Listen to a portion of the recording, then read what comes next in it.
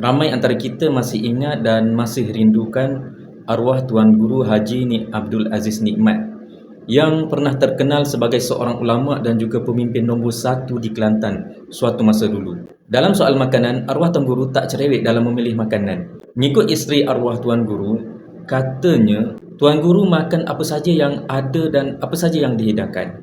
Mengikut temu bual yang pernah dibuat dengan keluarga arwah Tuan Guru, antara makanan yang sering menjadi pilihan hidangan arwah Tuan Guru ialah yang pertama, ulam dan budu.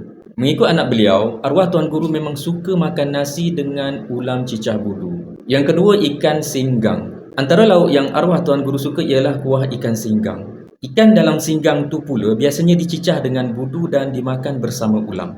Yang ketiga, nasi kerabu.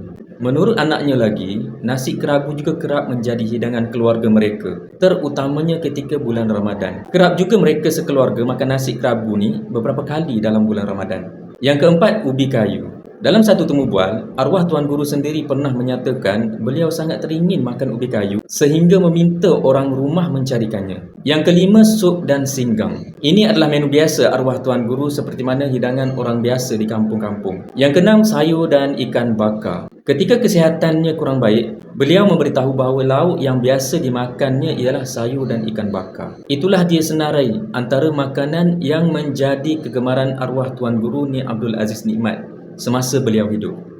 Simple kan? Sama saja macam makanan orang kampung, walaupun pangkat beliau adalah sebagai pemimpin utama negeri Kelantan. Inilah pemimpin contoh yang sangat kita rindukan.